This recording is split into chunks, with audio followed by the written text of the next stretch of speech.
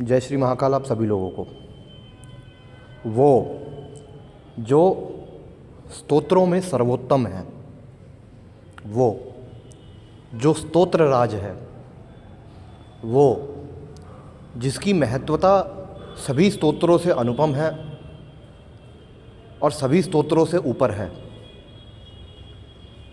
स्तोत्र एक ऐसी विषय वस्तु है जो रहस्यों से भरी हुई है। ज्ञान, विज्ञान, तर्क, वितर्क, इन सब से भरी हुई है, जिनका प्रयोग हर साधक करता है, जिसकी महत्वता हर उच्च धर्म गुरु ने बताई है। परंतु कभी भी इन स्तोत्रों को वो महत्वता दी नहीं गई जो इन्हें मिलनी चाहिए थी। इसके पीछे दो कारण सबसे मुख्य थे। पहला कि लोगों को तंत्र मंत्र शमशान में इतनी अधिक रुचि थी कि उन्होंने स्तोत्रों को दरकिनार कर दिया, और दूसरा उन धर्मगुरुओं की गलती थी जिन्होंने स्तोत्रों को उनके वास्तविक और मूल रूप में अगली पीढ़ी तक नहीं पहुंचाया।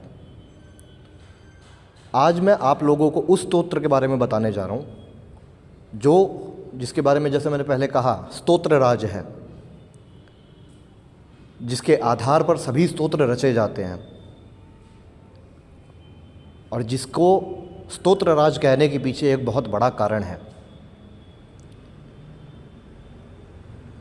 आप सभी से मैंने पिछली वीडियो में एक प्रश्न पूछा था कि वो कौन सा स्तोत्र है जो सामान्य रूप से किसी भी व्यक्ति को आकर्षित कर लेता है, फिर चाहे वो किसी भी देवी देवता का हो। बहुत सारे लोगों ने उत्तर दिया, 100 से ज़्यादा लोगों ने वहाँ पर उत्तर दिए, और उन सभी उत्तरों में प्रमुख रूप से एक उत्तर दिया गया था जो था आष्टक,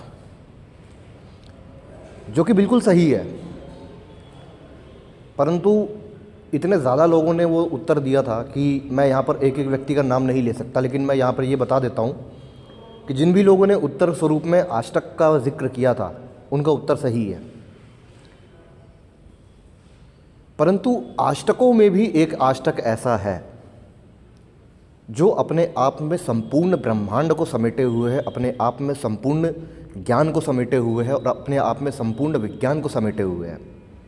वो प्रथम आष्टक, सृष्टि में उत्पन्न या सृष्टि में रचा गया वो प्रथम आष्टक जो था वो रुद्राष्टक है, जिसके आधार पर, जिसकी तर्ज पर अन्य अष्टकों की रचना की गई।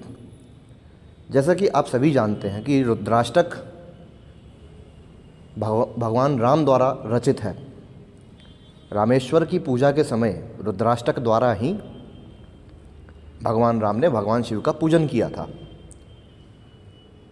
परंतु उन्होंने आष्टक की जगह दशाष्टक हो सकता था, 16 आष्टक हो सकता था, यानी कि 16 स्तोत्र हो सकते थे।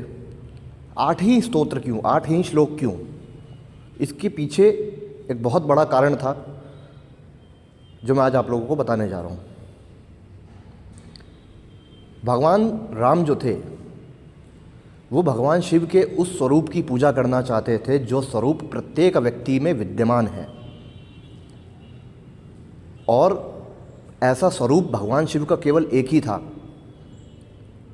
वो था अष्टमूर्ति भगवान शिव। अगर आप लोगों ने पुराणों का अध्ययन किया होगा तो आपने इस बात को अवश्य सुना होगा कि भगवान शिव जो थे अपनी अष्टमूर्तियों में संसार के हर चर अचर जड़ चेतन वस्तु में वो वास करते हैं, जिनमें से 5 हैं पंचभूत शिवलिंग, जिनके नाम हैं जल जम्बुकेश्वर जो जल तत्व का प्रतिनिधित्व करता है, अरुणाचलेश्वर लिंग जो अग्नि तत्व का प्रधान तत्व है, प्रधान शिवलिंग है, श्री कालहस्ती जो वायु तत्व का प्रधान लिंग है, एकाम्बरेश्वर पृथ्वी तत्व का प्रधान लिंग, और आकाश थिल्लई नटराज लिंग जो आकाश तत्व का प्रतिनिधित्व है।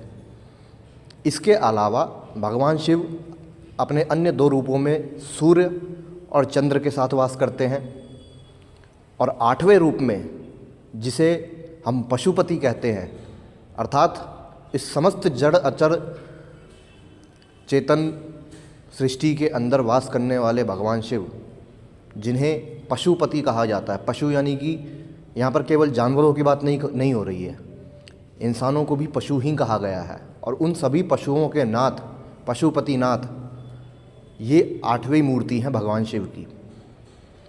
भगवान राम ने जब उनका पूजन करने का निश्चय किया, उस समय उन्होंने भगवान शिव के इसी स्वरूप को ध्यान में रख करके प्रत्येक मूर्ति के लिए एक श्लोक की रचना की। इस प्रकार से 8 मूर्तियों के लिए, भगवान शिव की 8 मूर्तियों के लिए, प्रत्येक मूर्ति के लिए एक श्लोक की रचना की गई, जिसे नाम दिया गया अष्टक, रुद्र अष्टक।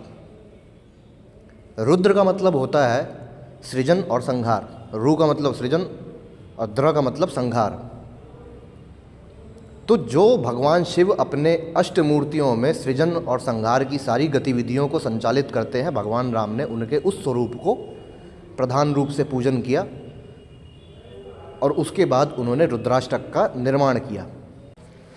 अब जैसा कि आप सभी जानते हैं कि रामेश्वरम की स्थापना के समय स्वयं भगवान शिव ने प्रकट होकर के भगवान राम को युद्ध में विजय का आशीर्वाद प्रदान किया था और इस स्तोत्र को मान्यता प्रदान की थी।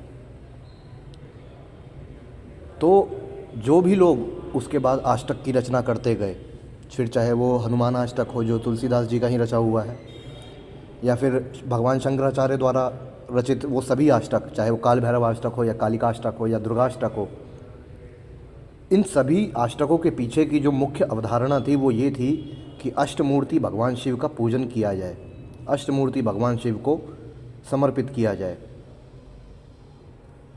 और क्योंकि अष्टमूर्ति भगवान शिव ही पंचतत्वों के रूप में, सूर्य चंद्र के रूप में, या स्वयं आपके अंदर भी उनका वास है, जिस कारण से कोई भी व्यक्ति जो है वो सामान्य रूप से किसी भी अष्टक के प्रति आकृष्ट हो जाता है। उम्मीद करता हूँ कि ये वीडियो आप लोगों को पसंद आई होगी, और अगर आप लोगों को ये वीडियो पसंद आई तो फिर से मेरा एक सवाल है जो मैं आप सबसे पूछता हूँ। अर्धनारीश्वर, आधा नर आधी नारी, आधे शिव आधी पार्वती, ये किसी का नाम नहीं है। अर्धनारीश्वर किसी का नाम नहीं है, ये एक प्रत्यक्ष स्वरूप का गौणिक वर्ण है, उसका गुण है कि एक चित्र है जिसका आधा शरीर स्त्री का है, आधा शरीर पुरुष का है।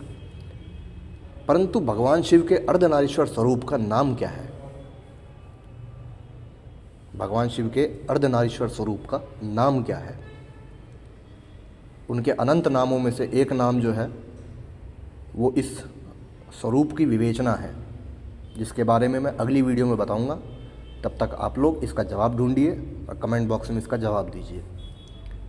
जय श्री महाकाल आप सभी लोगों को।